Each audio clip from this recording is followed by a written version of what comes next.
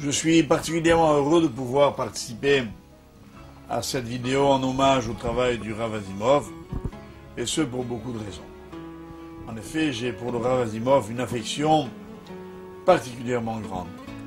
C'est quelqu'un que j'admire beaucoup et dont j'apprécie les midot tovot comme peu sont peut-être en mesure de l'apprécier. D'abord quelqu'un qui incite à la Torah avant même d'avoir dit un seul mot. C'est aussi et surtout un Rav qui est entièrement consacré à la diffusion de la Torah, qui est donc le responsable des Bet Rabban sur la région parisienne, qui accomplissent un travail remarquable dans la proximité à l'égard des Juifs et loin de la Torah et proche de la Torah.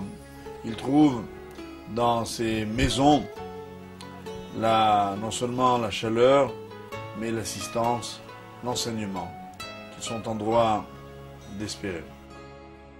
Et je voudrais lui souhaiter aujourd'hui, après ces 40 ans de travail, de refaire un nouveau contrat de 40 ans, et merci Hachem, de le faire en bonne santé, et avec tout le clan d'Israël, et qu'ensemble, nous puissions tous les deux, Rav Asimov, vous et moi, courir l'Ikrat Melech HaMashiach, Bimira B'Yameinu. Amen.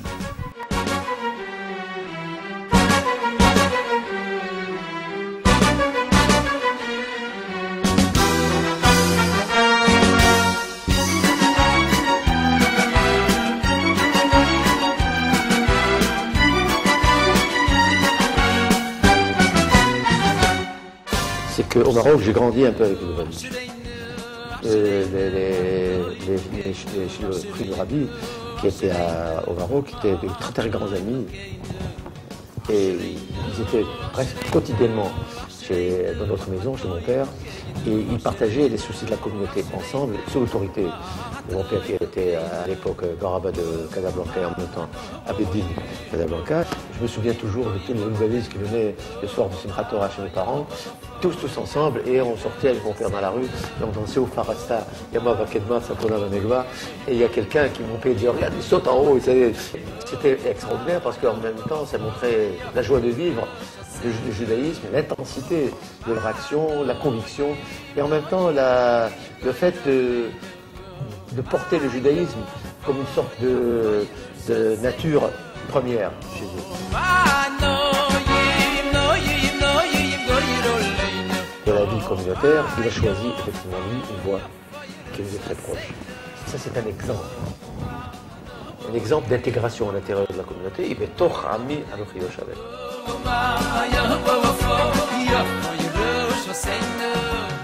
Aujourd'hui, je ne peux pas vous dire combien de restaurants et combien d'hôtels cachers, combien de bibliothèques délicieuses, combien de bibliothèques de rachat. Bien sûr. Je peux dire que la communauté a eu un sursaut de développement extraordinaire, surtout depuis 1967. C'est évident.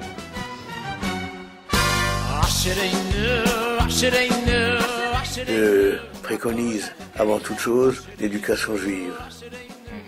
Et je crois que c'est le meilleur moyen de préserver le judaïsme. Et j'œuvre pour la création d'écoles juives, parce que je crois que c'est le seul moyen de maintenir dans le cadre juif la jeunesse. Les Louvaïs, en plus, ont une action pour maintenir les adultes dans la voie juive. Et là, il y a un exemple qui me frappe toujours, et je tiens à vous le dire, quand je vais à la Côte d'Azur, le vendredi soir, il y a des avions qui tirent des banderoles où est marqué « Nous rappelons que Shabbat commence dans 1 ou 2 heures et nous vous prévenons pour que les femmes n'oublient pas d'allumer les bougies du Shabbat ». Et je trouve que c'est une idée remarquable quand on sait que durant les mois d'été, il y a une foule de gens qui viennent à la Côte d'Azur, parmi lesquels il y a de nombreux juifs. Quand je vais à New York, à Hanouka, je vois à la 5e avenue, les Lubavitch qui emmènent les Juifs dans un car ou un camion pour allumer les bougies. Eh bien, je suis fier de voir les Lubavitch présents.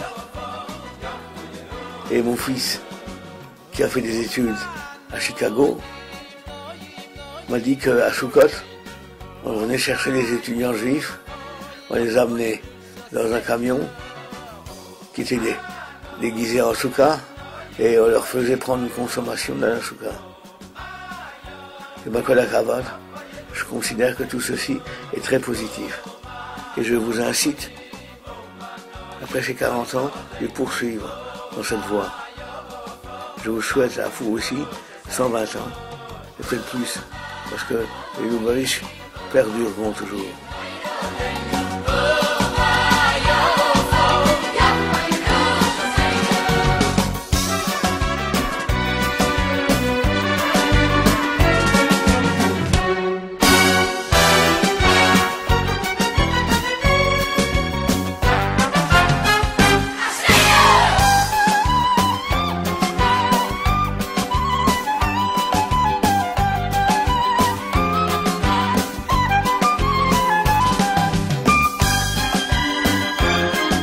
La valeur extraordinaire qu'a apporté le Rabbi de Lubavitch à l'ensemble du judaïsme mondial, le retour qu'il a donné, l'impulsion qu'il a donnée à une jeunesse un petit peu partout dans le monde, qui se sont reconnus dans son message, mais le message princeps, si on peut dire, c'est le message qui est donné par Moshe Rabbeinu.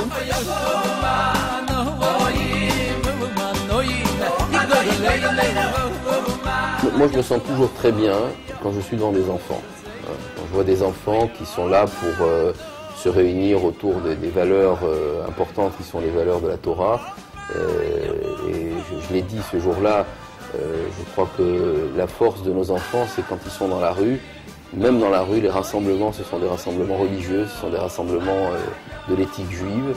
Et c'est un bon moment quand on voit nos enfants heureux d'être ensemble et pour l'Ag Baomer, pour cette manifestation importante. Et j'étais content que nous fassions en partenariat entre le consistoire et Bet Lubavitch.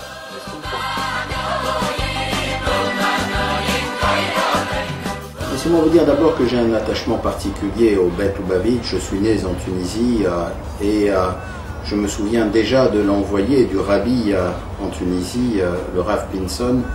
Et quand j'étais gosse, il venait et courait derrière nous quand nous jouions au ballon pas loin de l'école, nous faire mettre la téphilin.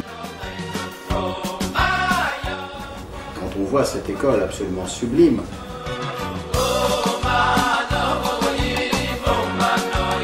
avec ces enfants qui, dans la joie, reçoivent un enseignement religieux, mais un enseignement qui leur permettra de s'ouvrir à la vie de demain. L'attachement des enfants qui sont à l'école juive, leur attachement au judaïsme, leur attachement à Israël est évidemment, pour tout un ensemble de raisons naturelles, plus fort, dans leur grande majorité, que ceux qui n'ont pas aujourd'hui une éducation à travers l'école juive.